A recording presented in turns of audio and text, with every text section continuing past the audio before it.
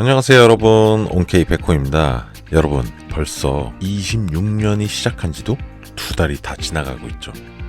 근데 한국의 새해는 이제 막 시작했어요. 이게 무슨 말이냐고요? 한국은 옛날부터 1월 1일이 아닌 다른 날짜의 개념으로 수를 세워서 1월 1일이 되면 설날이라는 새해 명절을 보내왔는데요. 오늘은 그 설날에 대하여 알아보도록 할게요. 먼저 오늘의 뉴스 브리핑 시작하겠습니다. 안녕하십니까. 한국의 가장 큰 명절인 설날을 맞아 오늘은 설날의 역사적 기원과 차례상의 원칙에 대해 핵심적인 내용을 전해드립니다. 민족 최대 명절 설날은 한 해의 첫머리라는 뜻을 담고 있습니다. 설날의 어원에 대해서는 새해를 맞이하여 낯설다는 의미의 낯설다와 몸가짐을 조심하며 새해 날을 맞이한다는 뜻의 설날에서 유래했다는 견해가 지배적입니다. 한국에서 설날을 명절로 지낸 기록은 삼국시대인 백제 고이왕 28년과 신라 비처왕 10년의 기록에서도 확인할 수 있어 약 1500년 이상의 역사를 지닌 민족적 근간임을 알 수 있습니다. 설날 아침에는 조상에게 한 해의 시작을 알리는 차례를 거행합니다. 차례라는 명칭은 과거 불교 문화의 영향으로 차를 올리던 예법에서 기원하였으나 유교적 전통이 확립된 조선시대를 거치며 지금의 음식 차림 형태로 정착되었습니다. 차례상 차림에는 음양오행의 원리에 따른 엄격한 규칙이 적용됩니다. 붉은 과일을 동쪽에 넣는 홍동백서와 대추, 밤, 배, 감의 순서로 과일을 배치하는 조율이시가 대표적입니다. 마지막으로 세배풍습은 본래 떡국과 같은 세 찬을 나누며 덕담을 주고받는 관례였으나 근대화 과정에서 복을 기원하는 의미의 세뱃돈 문화로 발전하였습니다. 이는 조상에 대한 공경과 자손에 대한 사랑이 공존하는 한국만의 독특한 정신문화라 할 수 있습니다. 뉴스 잘 들으셨나요?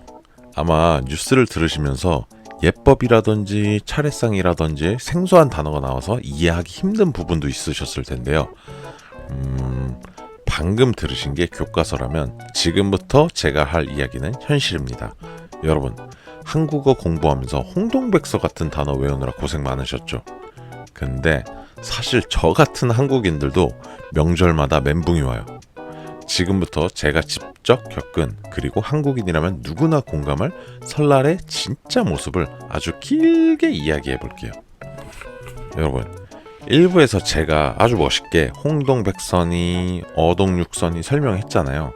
그게 뭐에 관련된 건지에 관하여 먼저 설명드리자면, 한국은 설날에 차례라는 걸 지내요. 이건 조상님들께 음식이 올라간 상을 차려서 제사를 지내는 건데요. 그 상 위에 음식들을 놓는 방법들이 위에 설명드린 단어들이에요. 근데 사실 저도 저렇게 예법이 있다고 위에는 그럴싸하게 말씀드렸지만 잘 몰라요. 그래서 명절날 아침이면 한참 동안을 상 앞에서 핸드폰을 켜고 찾아보고 그렇게 해요. 재밌는 건 전통을 지키겠다고 모였는데 정작 그 전통을 알려주는 건 다름 아닌 네이버나 구글 같은 현대문화라는 거예요. 심지어 요즘은 상차림도 진짜 많이 변했어요. 예전엔 무조건 정해진 생선, 정해진 나물들 이런 걸 올려야 했는데요. 요즘은 2040 세대들은 조상님도 생전에 이거 좋아하셨어 라면서 샤인머스켓이나 딸기, 심지어는 피자나 치킨을 올리는 집도 있어요. 전통을 지켜야 한다는 입장에서 이런 행동들을 안 좋게 보는 시선도 있는데 저는 아직은 잘 모르겠어요. 뭐가 옳은 건지. 이런 식으로라도 전통이라는 이름을 이어가는 게 맞는지, 혹은 그래도 예법이라서 현대에서는 많이 불편할지라도 전통을 지키기 위해선 옛날식 그대로 해야 되는지, 혹시 여러분 나라에서도 한국의 설날 같은 명절이 있고 그 명절 기간에 제사와 같은 걸 지낼 때 한국처럼 이렇게 엄격한 규칙이 있나요? 아니면 좀 자유로운 편인가요? 자, 그 다음 말씀드릴 내용은 바로 설날을 하이라이트이자 꽃이라 할 수 있는 세배입니다. 조상님들께 차례를 지내고 나면 다 같이 식사를 한 후 나이 어린 사람들이 나이 많은 분들께 절이라는 한국 고유의 인사법으로 어른들께 새해 인사를 올려요. 여기까지만 들으면 사실 특별할 거 없다고 생각하실 텐데 중요한 건 바로 세배를 하면서 세뱃돈을 준다는 겁니다. 사실 뉴스에서는 자손에 대한 사랑의 표현이라고 아주 예쁘게 포장했지만 어른들 입장에서는 상당한 금전 지출이, 그리고 아이들 입장에서는 바로 꽁돈이 생기는 시간이에요. 그래서 한국 아이들에게 설날은 1년 중 최대의 수입이 발생하는 날이에요. 조부모님, 친척들한테 세배 한 번씩 하면 지갑이 빵빵해지죠. 그런데 여기서 꼭 빌런들이 등장합니다. 바로 우리 엄마들이에요. 엄마들이 세뱃돈 받은 아이들 옆에서 항상 하시는 마법의 주문이 있어요. 너 이거 들고 다니다가 잃어버리면 어떡해? 일단 엄마가 맡아줄게. 너 대학 가면 다 줄게. 하고는 나 몰라라 하는 거죠. 하지만 어렸을 적부터 눈치가 빨랐던 저는 돈을 받자마자 주머니에 넣고는 절대 어머니한테 맡기지 않았기에 몇 안 되는 세뱃돈 생존자가 될 수 있었죠. 만약 여러분이 한국인 친구들을 만난다면 꼭 물어보세요. 어렸을 적 세뱃돈 돌려받았냐고. 그럼 10명 중 8명은 눈물을 흘릴 거예요.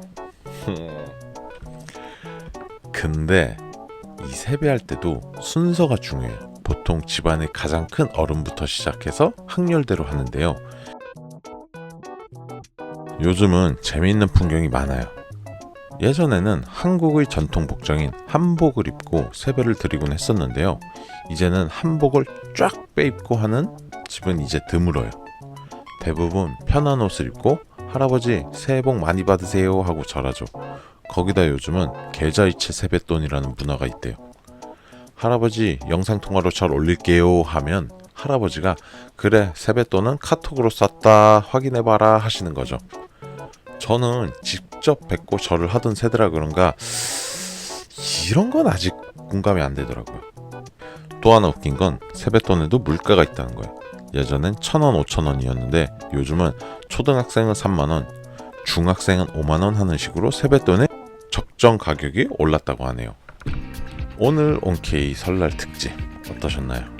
뉴스에서 배운 격식 있는 한국어와 피드백에서 나눈 진짜 한국어의 차이를 느끼셨나요? 사실 전통이라는 건 멈춰있는 게 아니라 우리 삶에 맞춰서 계속 변하는 거잖아요. 여러분 나라의 명절 풍습도 한국처럼 이렇게 재미있게 변하고 있는지 댓글로 꼭 남겨주세요. 오늘 이야기가 공부에 도움이 되셨다면 구독과 좋아요 꼭 눌러주시고요. 저는 다음 시간에 더 재미있는 한국 사회 이슈로 돌아오겠습니다. 여러분 새해 복 많이 받으세요. 안녕.